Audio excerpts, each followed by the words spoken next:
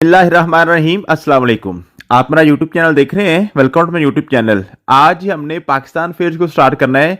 मैंने आपको कहा था कि हमने इंग्लिश को स्टार्ट करना है, लेकिन बहुत से बच्चों के मैसेज आ रहे थे कि सर इंग्लिश से पहले कुछ छोटा सा और सब्जेक्ट करवाएं, क्योंकि अभी हमने मैथमेटिक्स को मुकम्मल किया है, तो मैथ को कंप्लीट करने के लिए, उसको थोड़ा सा रिवाइज करने के लिए काफ़ी टाइम दरकार होता है।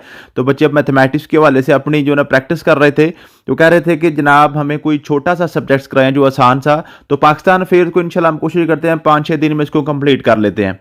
तो इसके बाद हम कोशिश करेंगे कि इस्लामियात को भी 5-6 दिन में मुकम्मल कर लें, छोटे छोटे कर लें। उसके बाद फिर इंग्लिश को स्टार्ट कर लेंगे, या फिर पाकिस्तान फेयर के बाद फौरी इंग्लिश को स्टार्ट कर लेंगे, जैसे आप कहेंगे। आप मुझे मैसेज भी बता दीजिएगा।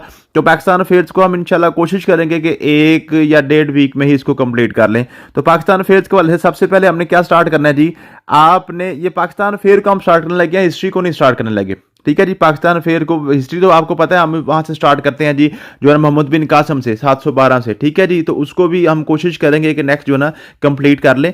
तो पाकिस्तान फेयर को सबसे पहले ये वाला जो टॉपिक हमारा पाकिस्तान फेयर का था ना, ये मैंने जब पहले आपको मुताला पाकिस्तान करवाया था, तो यहाँ पे शायद ये जो हमारा जो टॉपिक था ये थोड़ा सा वीक रह गया था, ये मैं इसको इतनी डिटेल से डिस्कस नहीं कर सका था।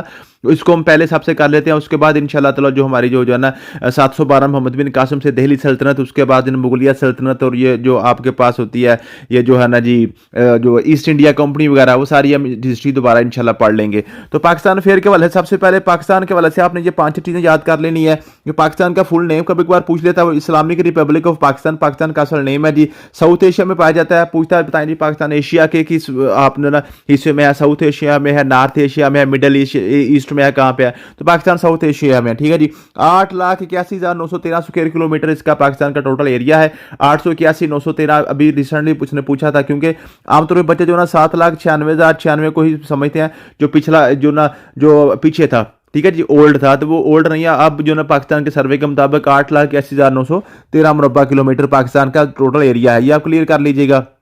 Pakistan area wise 33rd largest है जी, 33वां बड़ा मुल्क है, और पॉपुलेशन वाइज 5वां बड़ा मुल्क है जी। ठीक है जी, और सेकंड लार्जेस्ट मुस्लिम कंट्री है पॉपुलेशन वाइज।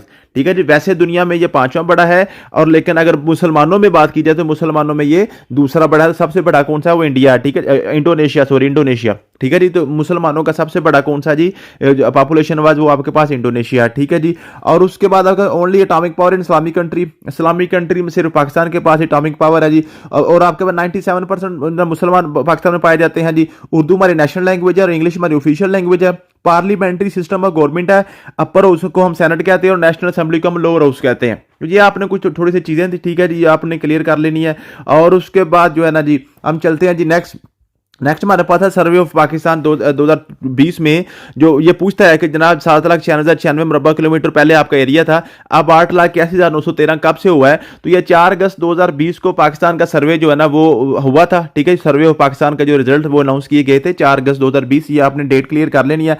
तब जाके कहा गया था जनाब पाकिस्तान का जो एरिया है वो 8,81,913 किलोमीटर है। अब ये क्यों था? क्योंकि फाटा को मर्ज कर दिया गया था। ठीक है जी, फाटा मर्जर वगैरह हुआ था, तो वो सारी जो है ना ये 8,81,913 किलोमीटर पाकिस्तान का एरिया हो गया था।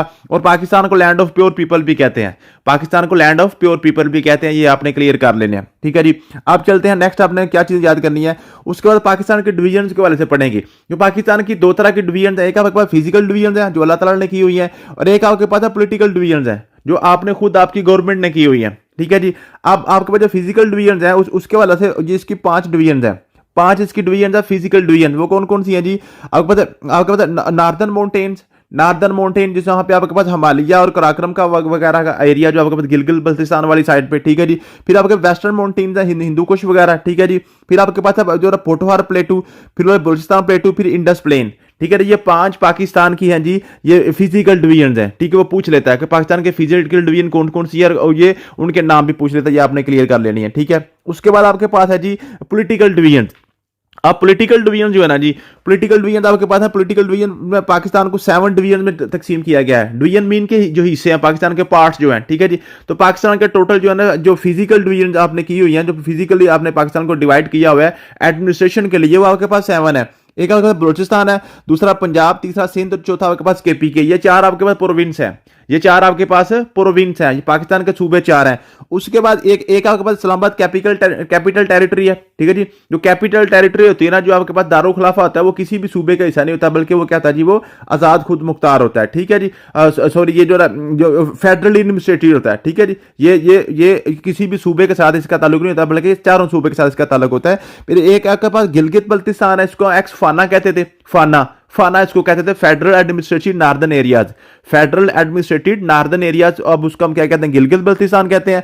और एजे के है जी, AJ K Azad Jammu and Kashmir, Azad Jammu and Kashmir, ठीक है जी।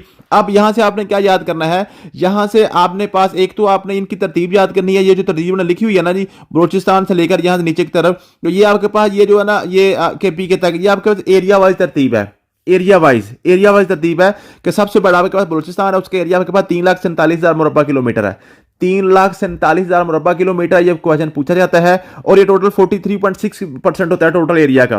पाकिस्तान का जो टोटल एरिया है उसका 43.6% क्या है, सिर्फ बलूचिस्तान है, ठीक है। ये तो क्वेश्चन दोनों पूछे गए हुए हैं। उसके बाद जो ना सेकंड लार्जेस्ट पाकिस्तान का जो एरिया वाइज है वो कैसे पंजाब है, 2,05,344 किलोमीटर, 2,05,344 मुरब्बा किलोमीटर जो है ना, ये आपके पास पंजाब का एरिया है। और ये जो आपके पास है 25.8% बनता है, 25.8% बनता है। ये आपने क्लियर कर ली चीज, ठीक है। सिर्फ आप इस तरह भी याद कर सकते हैं, आपके पास पाकिस्तान का टोटल एरिया 881 है और 347 उसमें जो ना आपके पास बलूचिस्तान के हैं, 205 आपके पास क्या है, ये पंजाब के हैं, और 144 आपके पास जो ना सिंध के हैं, और आपके पास सिर्फ 74 जो है ना वो आपके पास क्या है जी, केपी के, सॉरी 74 प्लस ये 27,220 अब फटा भी इसमें ऐड हो गया, तो 101 हो गया, टोटल 101 हो गया, ठीक है जी। तो ये इनकी सिर्फ आप स्टार्ट वाले फिगर ही याद कर सकते हैं, अगर आप सारा नहीं करना चाहते तो, ठीक है जी। एक तो आपने ये याद कर लिया कि सबसे पहले आपके एरिया वाइज है, उसके बाद इनकी आपने पॉपुलेशन वाइज देख लेना, तो पॉपुलेशन वाइज सबसे पहले आपके पास ये आपके पास पंजाब है, उसके बाद फिर सिंध है, फिर आपके पास केपी के, फिर एंड पे आपके पास क्या है जी, बलूचिस्तान है, ठीक है जी। तो आपने एरिया वाइज जब आपने स्टार्ट करना है तो आपने पहले को छोड़ दें, उसके बाद दूसरे से आप तरतीब शुरू कर लें, एंड पे आप पहले को ले आए। तो ये आपने इनकी एरिया वाइज और पॉपुलेशन वाइज भी तरतीब याद करनी है, ये दोनों क्वेश्चन वो पूछता है, बार बार पूछता है, ठीक है जी। तो ये आपने क्लियर कर लिया। उसके बाद जो आपके पास जो है ना जी, केपीके का पहले आपके पास 74,521 होता था, ठीक है, ये भी उसने पूछा है कि केपीके का जो फाटा मर्ज होने से पहले जो है ना उसका एरिया कितना था, 74,521 था। अब फाटा मर्ज होने के बाद जो है ना वो आपके पास हो गया 1,01,741 मुरब्बा किलोमीटर, ठीक है जी। और आपके पास जो ना जी, जो फाटा था, फाटा का एरिया था 27,220 मुरब्बा kilometre, federally administrative tribal areas, ठीक है जी। उनके वाले से ये मैंने इसको नोट में लिख दिया। जो भी चीज हमारे पास यहाँ पे इस्तेमाल हो रही है ना, जो भी चीज यहाँ पे हम ऐड कर रहे हैं, उसकी जो भी डिस्क्रिप्शन है वो मैं साथ बॉक्स बना दिया करूंगा, और डिस्क्रिप्शन से क्वेश्चन ज्यादा आते हैं, नोट्सों की निस्बत आपने जो बॉक्स बने हुए हैं ना, ये आपने लाजमी याद करना है, ये ज्यादा इंपॉर्टेंट है, ठीक है जी। उसके बाद इस्लामाबाद कैपिटल टेरिटरी आपके पास 906 मुरब्बा किलोमीटर इसकी आपके पास जो है ना एरिया है। फिर गिलगित बल्तिस्तान का 77,270 किलोमीटर मुरब्बा किलोमीटर है, और एजे के जो है ना आजाद जम्मू एंड कश्मीर का 13,297 मुरब्बा किलोमीटर है, 13,297 स्क्वायर किलोमीटर है। अब यहां पे बात हुई है फाटा की, ठीक है जी। तो फाटा के वाले से जो क्या था जी, आफ्टर 25th अमेंडमेंट 31 मई 2018, ये क्वेश्चन आपने याद कर लेना है कि जो फाटा जब मर्ज हुआ था तो वो किस डेट को हुआ था, वो 31 मई 2018 को, ठीक है जी। और ये कौन सी अमेंडमेंट थी, 25वीं अमेंडमेंट थी, 25वीं तरमीम थी 1973 के आइन में। इसके बाद अब आपको पता होने लगी है, 1-2-4 दिन में हो जाएगी 26वीं तरमीम, जैसे भी होगी, ठीक है, जिसके लिए कोशिश की जा रही है, पता नहीं होती है कि नहीं, लेकिन गालिब इम्कान ये हो जाएगी, ठीक है जी। अब आपके पास क्या जी, फाटा का था फेडरली एडमिनिस्ट्रेटिव ट्राइबल एरिया, ठीक है, 27,220 मुरब्बा किलोमीटर इसका एरिया था। और ये आपके पास इसमें टोटल 7 एजेंसीज थी, जो जैसे हम कहते हैं ना, डिस्ट्रिक्ट हैं, गुजरांवाला है, सियालकोट है, मुल्तान है, फैसलाबाद है, सरगोदा, ठीक है। तो वहां पे क्या होती है, एजेंसीज होती हैं, वहां पे एजेंसीज मीन के मुख्तलिफ इलाकों के नाम है, ठीक है। उसमें टोटल 7 एजेंसीज थी। अब 7 एजेंसीज कौन कौन सी, 7 एजेंसीज के वाले से क्वेश्चन वो पूछ लेता है। क्या पूछता है जी, आपके पास सबसे बड़ी उनकी जो ना वो जो आपके पास है पॉपुलेशन वाइज, आपके पास है बाजोड़, सबसे बड़ी एजेंसी वहां पे क्या थी, बाजोड़ एजेंसी थी। और उसका जो इलाका था खार, ठीक है जी, उसका समझो सबसे बड़ा जो शहर है, या उसका कैपिटल समझ लें, जो मर्जर से पहले वो खार था, खार, ठीक है, जो क्वेश्चन दोनों पूछे गए हैं। उसके बाद महमद एजेंसिया, उसका गंदा नाला था, ठीक है जी। फिर खैबर है, खैबर के लंडी कोतल है, ये लंडी कोतल का क्वेश्चन पूछता है वो, ठीक है जी। जो लंडी कोतल है ये आपके पास ये किस एजेंसी का कैपिटल होता था, ठीक है जी, ये किस एजेंसी में है ये पूछ लेता है, ठीक है जी। फिर कुराम एजेंसी है, उसमें पराचन आ रहा है, ठीक है जी। औरकजैया लैंड लॉक्ड है, जिसे वो पूछता है जी बताएं कौन सी टेरिटरी है जहां पे लैंड लॉक्ड टेरिटरी थी, कौन सी एजेंसी थी जो लैंड लॉक्ड थी, मीन के बाकी सारी एजेंसियों ने इसको घेरा हुआ था, इसका अपना बॉर्डर जो है ना पाकिस्तान के साथ डायरेक्ट नहीं लग रहा था, ठीक है जी। उसके बाद आपके पास नॉर्थ वजीरिस्तान, उसका मेहरान शाह था, और साउथ वजीरिस्तान उसका वाना था, और ये लार्जेस्ट बाई एरिया था। ये आपने क्लियर कर लिया कि लार्जेस्ट बाई पॉपुलेशन आपके पास बजोड़ थी, और लार्जेस्ट बाई एरिया आपके पास साउथ वजीरिस्तान था, और यहीं पे आपको पता है यहाँ पे क्या हुआ था, ऑपरेशन भी हुआ था, मिलिट्री ऑपरेशन भी हुआ था। ये आपने चीजें इनके बारे से क्लियर कर लेनी है। उसके बाद आपके पास types of Pakistan border. Pakistan अब देखे ना, ये जो आपने इनका ये तो कर लिया, इनके जो ना एरियाज तो आपने डिफाइन कर लिया। अब इनके बॉर्डर्स के वाले से पढ़ते हैं, और पाकिस्तान के बॉर्डर्स के वाले से मैंने आपको कंप्लीट लेक्चर जो है ना इसको मैंने आपको जो है ना जियोग्राफी में भी दिया हुआ है। पाकिस्तान के बॉर्डर्स के वाले से जियोग्राफी का जब मैंने पढ़ाया था आपको, तो उसके वाले से मैंने बड़ी डिटेल के साथ इनको समझाया हुआ है। इसका पूरा नक्शा बना के ना जी, पाकिस्तान के इसका मैंने पूरा नक्शा बना के इसको अच्छे तरीके से मैंने डिस्कस किया हुआ है पाकिस्तान के बॉर्डर्स के वाले से। तो पाकिस्तान के जो बॉर्डर्स के वाले से मैं जो मेरा जियोग्राफी का लेक्चर है उसका लिंक मैं ग्रुप में शेयर कर दूंगा। जो आपका जियोग्राफी का बॉर्डर्स के वाले से लेक्चर है उसका लिंक भी मैं बल्कि इस वीडियो की डिस्क्रिप्शन में लगा दूंगा, ठीक है, ये आसान रहेगा, सबको मिल जाएगा। तो वीडियो की डिस्क्रिप्शन में इसके बॉर्डर्स जो है ना, बॉर्डर्स के वाले से वो मैंने बड़ी डिटेल के साथ बड़ा अच्छा समझाया हुआ है, वो आप देख लीजिएगा इंशाल्लाह ताला। आपको पाकिस्तान के बॉर्डर्स के वाले ये सारी जो चीजें लिखी हुई है ना, ठीक है जी, ये आपको समझ आ जाएगी इंशाल्लाह ताला। इसमें आपके पास 3 किस्म के बॉर्डर्स हैं, एक आपके पास इंटरनेशनल बॉर्डर्स हैं, उसके बाद आपके पास टेम्पररी आपके पास है ना बॉर्डर लाइन है, और आपके पास कोस्ट लाइन है, ठीक है। ये सारी चीजें वहां पर मैंने डिस्कस की हुई है, वो मैं आपको सेंड कर दूंगा, वो आप देख लीजिएगा। उसके बाद कोस्ट लाइन होती है, ये बॉर्डर के स्टैटिस्टिक्स वगैरह ये सारे मैंने तकरीबन उसको ना अच्छे तरीके से आपको वहां से ज्यादा समझ आएगी, क्योंकि अगर आपको मैं यहां से पढ़ाऊंगा आपको समझ नहीं आएगी। डिस्क्रिप्शन में उसका लिंक देख लें तो वहां से आपको उसकी ज्यादा समझ आ जाएगी, वो मैंने वो सारा ड्रा करके ना जी तो आपको समझाया हुआ है। उसके बाद आप पाकिस्तान के ना, उसके बाद जी इंडो पाक वार प्रिंसली स्टेट्स। अब यहां पे क्या था, यहाँ पे ये जो आपके पास है ना जी, यहाँ पे ये टेम्पररी बाउंड्री लाइन जो थी ना, टेम्पररी बाउंड्री लाइन, इसमें ये बहुत ज्यादा क्वेश्चन बनते हैं। टेम्पररी बाउंड्री लाइंस के वाले से काफी ज्यादा क्वेश्चन बनते हैं। उसमें सबसे इंपॉर्टेंट क्वेश्चन बनता है वो आपके पास आता जी एलओसी। एलओसी जो ना, एलओसी का पहला नाम क्या था, कब हुआ था, कैसे हुआ था, क्या हुआ था, ठीक है जी। ये सारी चीजें ना आपके पास सीज फायर लाइन है, एलओसी है, ठीक है, वर्किंग बाउंड्री है, ये सारी ये कहानी नीचे लिखी हुई है। ये मैंने सारी कहानी इसकी नीचे लिखी हुई है, ठीक है जी। ये जो कहानियां ने आपने इसको अच्छे तरीके से करना है। इसमें कहानी क्या थी कि जो आपके पास है ना जी, जो है इंडिया का, ठीक है जी, इसको आपको मैं सुना देता हूं इसमें, ठीक है, बल्कि इसको मैंने नीचे उर्दू में भी लिखा हुआ है, ठीक है। इसको अगर आप पढ़ेंगे ना तो चलो मैं यहां पे आपको बता दूं कि आपके पास जो इंडो पाक वार हुई थी ना जी, इंडो पाक वार, वो किसकी वजह से हुई थी, प्रिंसली स्टेट्स। प्रिंसली स्टेट्स क्या थी, जब पाकिस्तान बना था ना जी, तो 562 से 565 तक आपके पास इंडिपेंडेंट रियासतें थी। अब जो बरतानिया था ना जी, जो बरतानिया का राज था, ईस्ट इंडिया कंपनी ने जो इस बरसगीर पे कब्जा किया था, उसके वाले से उनके पास 11 सूबे थे, सिर्फ 11 सूबे थे पूरे बरसगीर के, ठीक है जी, जिनके ऊपर उनकी हुकूमत थी, और कुछ उनके कमिश्नरी स्टेट्स भी थी, ठीक है। और 562 से लेकर 565 तक क्या थी, ये प्रिंसली स्टेट थी। इनके प्रिंस वहां पे शहजादे, अपने बादशाह, उनकी अपनी आजाद खुद मुख्तार रियासतें थी, वो बरतानिया के अंडर नहीं थे। लेकिन बरतानिया का उनके साथ क्या था जी, कोई मुआहदा चल रहा था, ठीक है जी। अब क्या था जी, बरतानिया ने ये जो 11 थे ना आपके पास है, उनके पास सूबे थे, 11 में से 3 तो दे दिए पाकिस्तान को, 3 दे दिए। उसमें आपके पास है ना ये वेस्ट पंजाब था, साथ सिंध था, साथ केपी के, ये 3 तो मिल गए पाकिस्तान को, ठीक है जी। बलोचिस्तान ये तब नहीं था मिला, बलोचिस्तान जो ना ये एक आजाद रियासत थी, पाकिस्तान के बाद में शामिल हुई थी, ठीक है जी। वो मैंने नीचे लिखा हुआ है, ठीक है जी। अब और जो 562 रियासतें थी ना जी, या 565 थी, 562 से 565 तक का फिगर आता है, ठीक है। पीपीएससी में दोनों आ जाते हैं। अगर 562 और 565 का दोनों का इकट्ठा आ जाए ऑप्शन, तो फिर आपने 562 को ही आपने सिलेक्ट करना है। अदरवाइज जो ना आमतौर पे वो यही देता है कि 562 और 65 को इकट्ठा नहीं देता, तो 565 को फिर आप सिलेक्ट कर सकते हैं। ठीक है। तो वो जो रियासतें थी उन्होंने या इंडिया और या पाकिस्तान के साथ इलाहा करना था, तो उसमें सबसे बड़ी रियासत थी कश्मीर। उसमें सबसे बड़ी रियासत कौन सी थी? कश्मीर थी। सबसे रियासत कौन सी थी? कश्मीर। अब जो कश्मीर है ना जी, कश्मीर के वाला जो क्वेश्चन आपके बनते हैं वो जो आपके पास है ट्रीटी ऑफ अमृतसर, जो आपके पास डोगरा राज था ना, डोगरा राज ने जो कश्मीर को खरीदा था 7.5 मिलियन रुपीज में, मीन के 75 लाख में, जो उसने खरीदा था 75 लाख में उसने, उसको कहते हैं treaty of Amritsar. Treaty of Amritsar, ठीक है जी। ट्रीटी ऑफ अमृतसर के तहत जनाब जो डोगरा राज था, उन्होंने हिंदुओं ने कश्मीर को खरीद लिया हुआ था ऑलरेडी, जो है ना उनसे अंग्रेजों से 1846 में। अब यहाँ पे ये सबसे बड़ी रियासत थी और कश्मीर में मुसलमानों की जो ना पॉपुलेशन ज्यादा थी, मुसलमानों की पॉपुलेशन ज्यादा थी कश्मीर में, लेकिन उनका जो राजा था वो हिंदू था और वो पाकिस्तान के साथ इलाहा नहीं करना चाहता था, वो हिंदुस्तान के साथ इलाहा करना चाहता था। अब उसने हिंदुस्तान के साथ इलाहा कर दिया। वो जो उसने हिंदुस्तान के साथ इलाहा किया था उसका क्वेश्चन पूछता, वो आपके पास है जी ट्रीटी ऑफ एक्सेशन।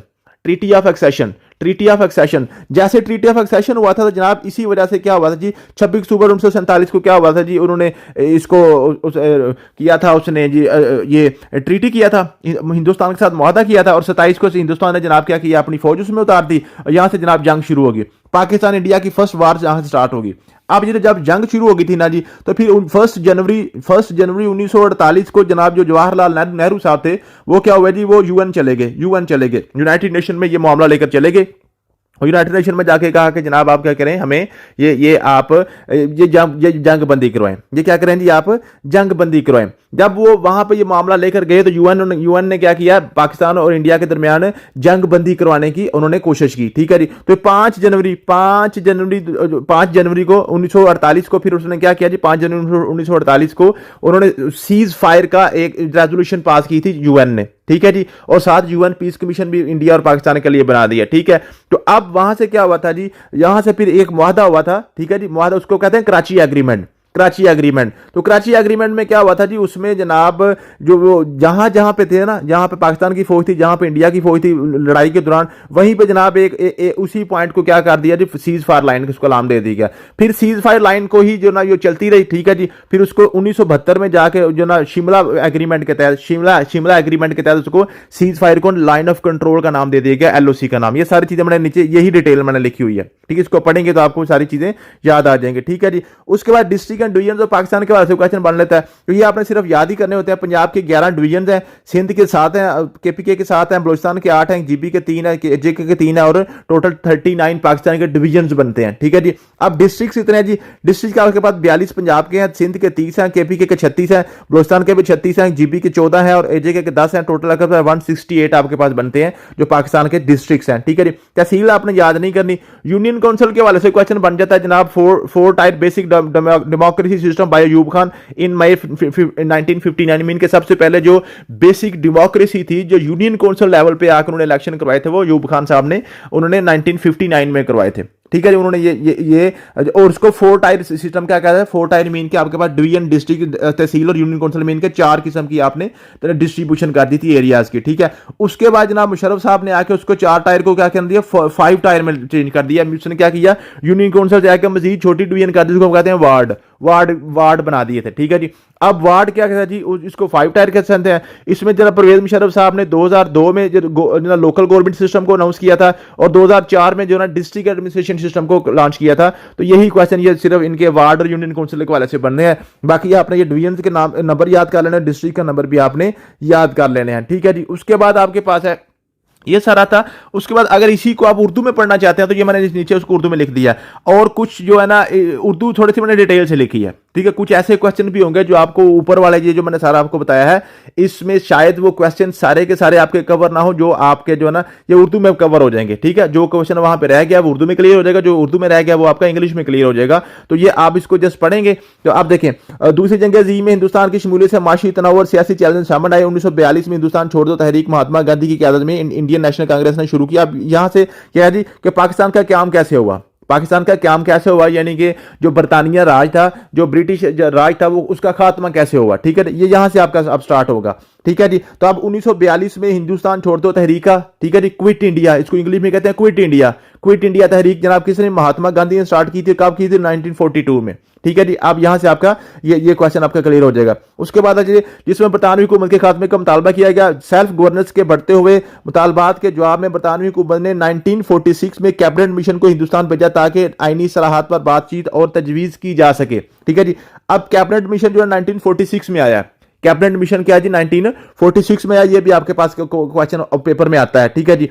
उसके बाद आपके पास है जी जुलाई 1945 में जनाब क्लैंट एटली की क़यादत में लेबर पार्टी ने बरतानवी आम इंतखाबात में बारीक शरीत से कामयाबी हासिल की। इसने बरतानवी सियासत में एक अहम तब्दीली की निशानदी की और हिंदुस्तान की आज़ादी की वजह से पॉलिसी में तब्दीली का मरहला तय किया। मीन्स के जब जनाब पाकिस्तान और इंडिया बना था, जब बरतानिया ने छोड़ा था, तो तब लेबर पार्टी की हुकूमत ही पीछे। ये क्वेश्चन पूछा गया पेपर में कि जब इंडिया पाकिस्तान की पार्टीशन हुई थी तो जनाब बरतानिया में किस पार्टी की हुकूमत थी, लेबर पार्टी की। ठीक है जी। उसके बाद आपके पास क्या था जी, फरवरी 1946 में बंबई में एक बहरी बगावत हुई जिसमें रॉयल इंडियन नेवी में हिंदुस्तानी मलाह शामिल थे। ये बगावत बरतानवी पुलिसियों और बहरिया में हिंदुस्तानी एहलकारों के साथ रवा रखने वाले सलूक के खिलाफ एक अहम एहतजाज था। ठीक है जी। मार्च 1946 में बरतानवी हुकूमत ने हिंदुस्तान के दौरा करने और आईनी सलाहत और हिंदुस्तानी हुक्मरानी के मुस्तकबिल पर तबादला ख्याल करने के लिए 3 बरतानवी कबीना के वज़रा पर मुश्तमिल कैबिनेट मिशन तश्कील दिया। मार्च 1946 में कैबिनेट मिशन आया। ठीक है जी। तो ये आपने क्वेश्चन साथ साथ इनको एक तरतीब के साथ याद करते जाना है कि सबसे पहले आपके पास जो है ना, ये जब स्टार्ट हुआ 1942 में हिंदुस्तान छोड़ दो, मीन के क्विट इंडिया मूवमेंट आपकी स्टार्ट हुई। ठीक है जी। 1940 में कैबिनेट मिशन आया। ठीक है जी, कैबिनेट मिशन। ठीक है जी। तो ये आपके पास ये 1940 में आ गया। ठीक है। कैबिनेट मिशन की जिसकी तैयारी लॉर्ड पैथिक लॉर्ड्स और सर स्ट्रैफोर्ड क्रिप्स और एवी अलेक्जेंडर, ठीक है, ये 3 बंदे थे। ठीक है। इन तीनों का अगर नाम आपको नाम भी याद हो तो फिर भी ठीक है, कोई मसला नहीं है, अगर याद कर लेंगे तो अच्छी बात है। ठीक है। आईनी सलाहत पर भारतीय रहनुमाओं से बातचीत करने के लिए भारत पहुंचे। कबीना मिशन ने अपना मंसूबा पेश किया जिसमें वफाकी ढांचे के साथ एक मुत्तहिदा हिंदुस्तान की तजवीज़ पेश की गई। इसका मकसद इंडियन नेशनल कांग्रेस और मुस्लिम लीग दोनों को मुतालबात को पूरा करना था। इस मंसूबे में हिंदुस्तान के लिए आयन का मसौदा तैयार करने के लिए एक दस्तूरसार असेंबली का क्याम का मुतालबा किया गया था। कैबिनेट मिशन में पहले क्या किया था, उसने क्या था, हम आपको छोड़ देते हैं लेकिन आपको एक जो ना एक ग्रेटर इंडिया दे देते हैं। ठीक है। इसमें जो ना आप अलहदा ना हो। ठीक है। ये उसने पहले थी। 16 जुलाई 1946 में मोहम्मद अली जिन्नाह की क़यादत में मुस्लिम लीग ने एक अलहदा मुस्लिम रियासत पाकिस्तान के अपने मुतालबा की हिमायत में डायरेक्ट एक्शन डे मनाने का मुतालबा किया। इस दिन कोलकाता अब उसको कोलकाता कहते हैं और दीगर शहरों में फिरका वाराना तशद्दुद देखने में आया। ठीक है जी। अब 16 जुलाई 1946 को जनाब ये आपके पास डायरेक्ट एक्शन डे, ये क्वेश्चन पूछा जाता है कि डायरेक्ट एक्शन डे जनाब कब हुआ था, ये था 16 जुलाई 1946 को। मीन्स के ये डायरेक्ट एक्शन का क्या मतलब था कि जनाब वो बरतानिया वाले कह रहे थे कि हम जो ना अपना तसल्लुत छोड़ देते हैं, और इंडियन जो थे वो कह रहे थे कि आप जाएं, उसके बाद हम क्या करेंगे, हम अपना फैसला खुद कर लेंगे। लेकिन कायदे आज़म ने क्या कहा, डायरेक्ट एक्शन करें, मीन के बरतानिया ही खुद ही इसकी पार्टीशन करके जाए। ठीक है जी। तो डायरेक्ट एक्शन डे जो ना वो 16 जुलाई 1946 को मनाया। ठीक है। ये क्वेश्चन पूछा जाता है। फरवरी 1947 में जनाब बंबई में एक और बहरी बगावत हुई और हिंदुस्तान के मुख्तलिफ हिस्सों में सिविल नाफरमानी की तहरीकें जोर पकड़ रही थी जिसमें बरतानवी इनखला के लिए दबाव में इजाफा हुआ। लॉर्ड लुइस माउंटबेटन हिंदुस्तान के आखिरी वायसराय ने 3 जून 1947 को एक नजरसानी मंसूबा पेश किया। यह क्वेश्चन पूछा जाता है कि जो इंडिया और पाकिस्तान की पार्टीशन हुई थी वो किस मंसूबे के तहत हुई थी, 3 जून 1947 के मंसूबे के तहत हुई थी। 3 जून 1947 के मंसूबे के तहत क्या हुई थी, ये जनाब आपके पास जो ना ये पार्टीशन की हुकूमत बरतानिया ने ऐलान किया था। इस मंसूबे के तहत हिंदुस्तान को 2 अलग अलग रियासतों हिंदुस्तान और पाकिस्तान में तकसीम करने की तजवीज़ पेश की गई और 14 अगस्त 1947 को आज़ादी के लिए एक टाइम लाइन मुकर्रर की गई। तो 14 अगस्त 1947 का जो टाइम था 3 जून 1947 के मुसीबत में लॉर्ड माउंटबेटन ने, इसको लॉर्ड माउंटबेटन प्लान भी कहते हैं, माउंटबेटन प्लान भी कहते हैं, और इसको जनाब 3 जून प्लान भी कहते हैं। ठीक है। ये क्वेश्चन पूछा जाता है कि जो इंडियन और पाकिस्तान पार्टीशन जो थे ना जी, जो पार्टीशन जो या पाकिस्तान जो बना था वो 3 जून मंसूबे के तहत बना था या लॉर्ड माउंटबेटन प्लान के तहत बना था। ये क्वेश्चन आपका क्लियर हो गया। उसके बाद आपके पास बरतानवी पार्लियामेंट में 5 जुलाई 1947 को हिंदुस्तानी आज़ादी का एक्ट पेश किया गया और 18 जुलाई 1947 को हिंदुस्तानी आज़ादी एक्ट पास किया गया। यह भी क्वेश्चन पूछता है कि बरतानवी पार्लियामेंट ने कब ये जनाब ये जो आपके पास जना जी ये इसको मंजूर किया था 5 जुलाई को। 3 जून को उन्होंने ऐलान कर दिया था, फिर 5 जुलाई को जाके अपनी पार्लियामेंट से इसको जनाब पेश किया और 18 जुलाई को जनाब बरतानवी पार्लियामेंट में इसको मंजूर कर लिया कि जनाब हिंदुस्तान को आप आज़ाद कर दें। इस एक्ट ने हिंदुस्तान की आजादी और तकसीम के लिए कानूनी ढांचा फराहम किया। इसमें हिंदुस्तान और पाकिस्तान की आजाद सल्तनत के तौर पर क्याम के तरीकाकार का वजाहत की गई। 26 जुलाई 1947 को पाकिस्तान का कानून साज असेंबली का नोटिफिकेशन जारी कर दिया गया। यह भी क्वेश्चन पूछा जाता है कि 26 जुलाई 1947 को पाकिस्तान की जो पहली कानून साज असेंबली थी उसका नोटिफिकेशन कब हुआ था? 26 जुलाई 1947 को, पाकिस्तान बनने से पहले। ठीक है जी। उसके बाद इस असेंबली में कुल मेंबरान की तादाद 69 थी। यह भी क्वेश्चन पूछता है कि पाकिस्तान की पहली असेंबली में मेंबरान की तादाद 69 थी, जिसमें सिर्फ एक खातून बेगम शाइस्ता सोहरावर्दी शामिल थी। ये क्वेश्चन पूछता है कि सबसे पहले जो पाकिस्तान की जो आपकी कानून साज असेंबली थी उसमें सबसे पहली जो खातून जो मेंबर थी वो शाइस्ता सोहरावर्दी थी। शाइस्ता सोहरावर्दी थी। बाद में क्या में पाकिस्तान के बाद एक और खातून मोहतरमा फातिमा जमा और कुछ हजार रियासतों के राजा शामिल करके असेंबली के मेंबरान की तादाद 79 हो गई। जब ये बनी थी तो 69 थी। क्या में पाकिस्तान के बाद इसकी जो तादाद है 79 हुई है। इसमें मोहतरमा फातिमा जनाब भी आ गई थी। ठीक है जी। तो सबसे पहली क्या थी? शाइस्ता सोहरावर्दी थी। ये क्वेश्चन पेपर में बड़ी दफा आया है, ये आपने क्लियर कर लेना। ठीक है जी। उसके बाद आपके पास क्या है जी? आपके पास है जी 10 अगस्त 1947 को पाकिस्तान की पहली कानून साज असेंबली का इजलास कराची में सिंध असेंबली की बिल्डिंग में मुनक्कद हुआ। यह क्वेश्चन पेपर में पूछा जाता है कि पाकिस्तान की दस्तूर साज असेंबली का सबसे पहला इजलास कब हुआ था? 10 अगस्त को हुआ था। 10 अगस्त 1947 को पाकिस्तान बनने से पहले सिंध असेंबली में कराची में। ठीक है जी। और 11 अगस्त 1947 में मोहम्मद अली जिन्ना ने पहली दफा स्पीकर असेंबली पाकिस्तान की दस्तूर साज असेंबली को खिताब किया। ठीक है जी। क्या किया था जी? कायदे-ए-आज़म मोहम्मद अली जिन्ना ने 11 अगस्त को सबसे पहले दस्तूर साज असेंबली से उन्होंने पाकिस्तान की दस्तूर साज असेंबली से खिताब किया था। ये क्वेश्चन ये पूछता है कि कायदे-ए-आज़म रहमतुल्लाह अलैह ने पाकिस्तान की दस्तूर साज असेंबली से सबसे पहला खिताब कब किया था? ठीक है जी। पाकिस्तान की नेशनल असेंबली से। तो अब बंदे समझते हैं कि पाकिस्तान जब बना है 14 अगस्त को था तो 11 अगस्त को कैसे होगा, तो वो 11 अगस्त का ऑप्शन छोड़ देते हैं। हालांकि 11 अगस्त को किया था। पाकिस्तान बनने से पहले ये असेंबली का इजलास किया गया था। ठीक है जी। आमतौर पे बच्चे इसको 14 अगस्त या 15 अगस्त सेलेक्ट कर देते हैं, हालांकि ये गलत है, 11 अगस्त था। ठीक है जी। और फिर वो पूछता है कि पाकिस्तान की दस्तूर साज असेंबली के सबसे पहले स्पीकर कौन थे? वो कायदे-ए-आज़म मोहम्मद अली जिन्ना थे। या सदर असेंबली कौन थे? कायदे-ए-आज़म मोहम्मद अली जिन्ना थे। ठीक है जी। 12 अगस्त को कायदे-ए-आज़म के लक़ब को असेंबली से मंजूरी के बाद खिताब का दर्जा दे दिया। ये जी जब कायदे-ए-आज़म को पहले खिताब दिया था ना जी मौलवी साहब ने। ठीक है जी। आपको पता कराता थे पाकिस्तान में। ठीक है। तो इसको जब पहले ये खिताब था, ये पहले ये लक़ब था। लक़ब क्या होता है जी? जो सरकारी तौर पर नहीं दिया जाता। ठीक है जी। किसी खूबी की वजह से दे दिया जाता है, लेकिन जब उसको सरकारी तौर पर अप्रूव कर दिया जाए तो फिर उसको हम खिताब कहते हैं। उसको हम क्या कहते हैं? खिताब कहते हैं। तो जो कायदे-ए-आज़म का जो टाइटल था ना वो जनाब जो उसको दस्तूर साज असेंबली ने जब उसको मंजूर किया था, उसको रिकमेंड किया था, वो 12 अगस्त को किया था। 12 अगस्त को। ठीक है जी। इसी दिन एक और बिल मंजूर हुआ जिसमें अमीरुद्दीन कुदवाई का बनाया गया पाकिस्तान के झंडे की मंजूरी दी गई। ये क्वेश्चन पूछा जाता है कि पाकिस्तान का झंडा किसने बनाया था? अमीरुद्दीन कुदवाई। अमीरुद्दीन कुदवाई। ठीक है जी। और पाकिस्तान के झंडे की मंजूरी 12 अगस्त को दी गई थी। 12 अगस्त को पाकिस्तान के झंडे की मंजूरी दी गई थी। जो आपके पास है जो ग्रीन और व्हाइट कलर का जी 3-4 की उसमें रेशो होती है। ठीक है जी। उसके बाद जो दोनों बिल लियाकत अली खान ने पेश किए थे। ठीक है जी। 3 जून के मंसूबे के मुताबिक 14 अगस्त 1947 27 रमजान मुबारक को लॉर्ड माउंटबेटन ने पाकिस्तान असेंबली में कराची आकर खिताब किया और बाकायदा पाकिस्तान की ब्रिटिश इंडिया से आजादी का ऐलान कर दिया। यह क्वेश्चन पूछा जाता है कि जनाब पाकिस्तान की आजादी का ऐलान किसने किया था और कहां पे किया था, कब किया था?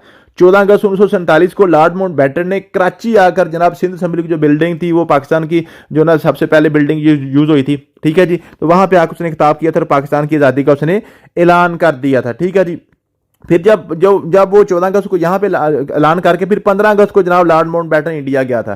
ठीक है। यूं पाकिस्तान का फिर आजादी का दिन 14 अगस्त हो गया और 15 क्या हो गया जी आपके पास है इंडिया का हो गया। उसने 14 को पहले पाकिस्तान में आके ऐलान किया, फिर 15 को जाकर उधर इंडिया में ऐलान कर दिया। ये भी क्वेश्चन आपका क्लियर हो गया। यूं पाकिस्तान का यौम आजादी 14 अगस्त जबकि इंडिया का यौम आजादी 15 अगस्त ठहरा।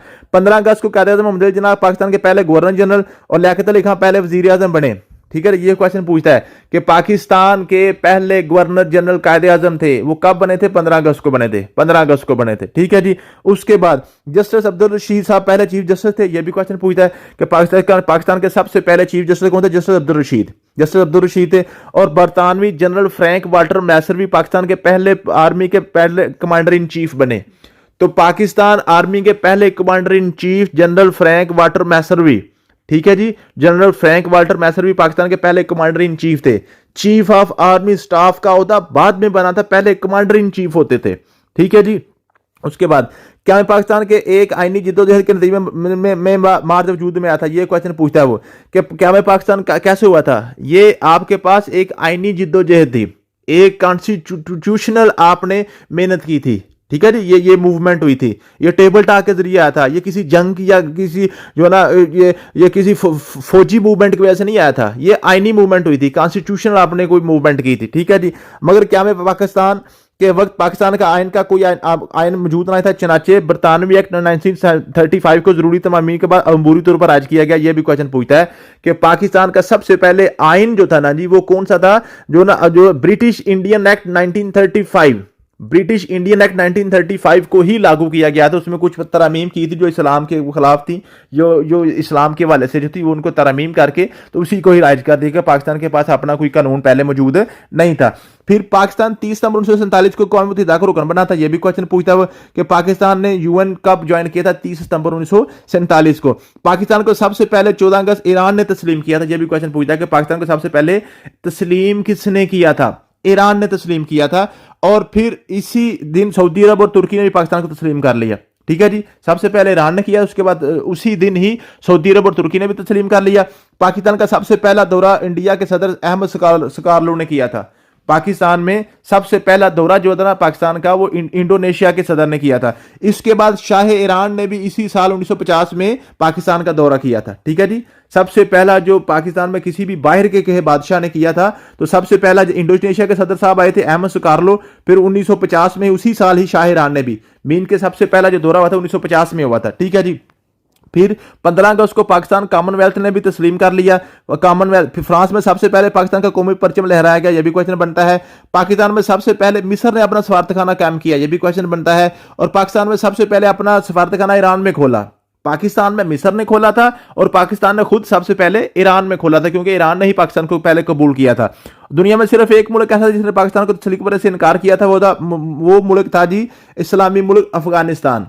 वो पूछता है कि किस मुल्क ने पाकिस्तान को जनाब तस्लीम नहीं किया था, वो अफगानिस्तान था, ठीक है जी।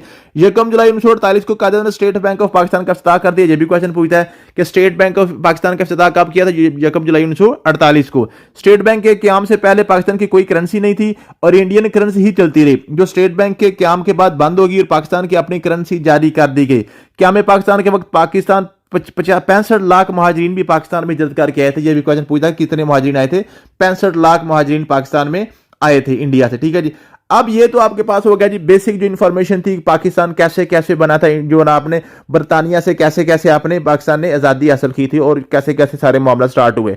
फिर जनाब पाकिस्तान बनने के बाद आज़ाद रियासतों का इल्हाक, ये मैं पहले भी ऊपर भी आपको ये स्टोरी बता चुका हूँ, ठीक है जी। क्या पाकिस्तान के वक्त 565 आज़ाद रियासतें मौजूद थी, ये कभी 562 भी आता, कभी 565 आता, ये आपने क्लियर कर लेना, ठीक है जी। रकबे के लिहाज से सबसे बड़ी रियासत कश्मीर, जबकि आबादी के लिहाज से सबसे बड़ी रियासत हैदराबाद दक्कन थी। ये क्वेश्चन आपने क्लियर कर लेना है। रकबे के लिहाज से सबसे बड़ी कश्मीर थी और आपके पास जो ना जी आबादी के लिहाज से आपके पास क्या थी जी, हैदराबाद दक्कन थी।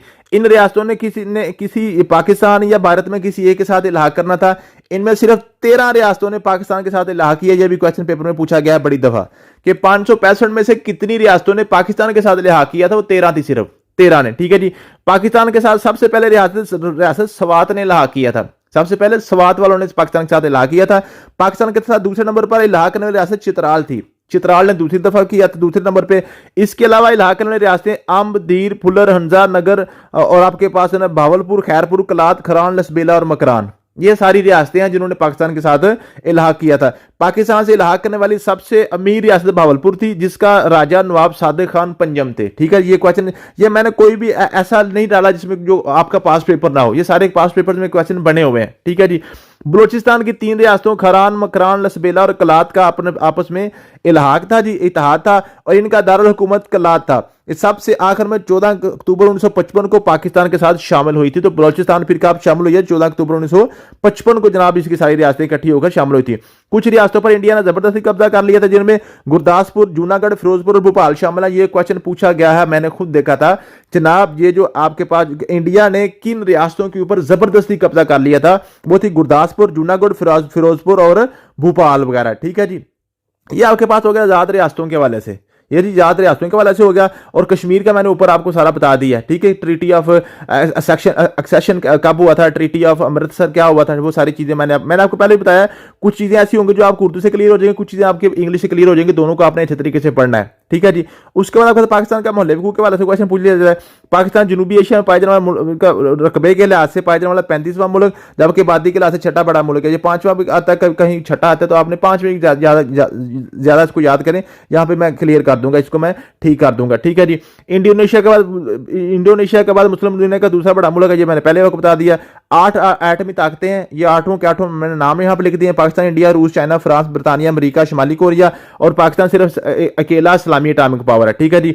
और आपके पास 23.5 दर्जे शुमाली, जिसको याद करने की जरूरत नहीं है। 4 सूबे हैं पाकिस्तान के, और ये मशरक मगरब में कौन कौन से हैं, ये सारे आपको वहां से मिल जाएंगे, जो मैंने जियोग्राफी का आपको लेक्चर बताया हुआ है। ठीक है जी। उसके बाद पाक भारत जंग 1948, ये सारी जो पाक भारत जंग 1948 थी ना, ये सारी की सारी जनाब, ये सारी की सारी मैंने आपको ऊपर इंग्लिश में बता दी है कि जैसे जैसे क्यों हुई थी, कश्मीर की वजह से हुई थी, कब हुई थी। 27 अक्टूबर को योम स्याह मनाया गया था। ठीक है जी। और गुलाब सिंह ने 75 लाख में खरीदा था कश्मीर। कैसे कैसे जंग हुई, कैसे कैसे जो इंडिया जो है ना यूएन पहुंचाया था, और यूएन ने सीज फायर कैसे करवाया था। फिर आपके पास ये सारी चीजें जो है ना की थी। और यहाँ पे एक अहम चीज जो है ना वो यहाँ पे आपके पास थी जी, ये आपके पास है जी, ये जंग के हीरो कैप्टन राजा सवार शहीद और नायक साइफ अली जंजुआ, इनको निशाने हैदर से नवाजा गया। तो ये क्वेश्चन पूछता है कि पाकिस्तान की जो पहली जंग थी 1948 वाली, उसमें किस किस को निशाने हैदर मिला था। तो निशाने हैदर वाले भी मैं इंशाल्लाह ताला सारे ऐड कर दूंगा नेक्स्ट लेक्चर में। ठीक है। जो आपके पास निशाने हैदर किस किस को मिला और कौन कौन सी जंग में मिला हो, क्वेश्चन पूछता है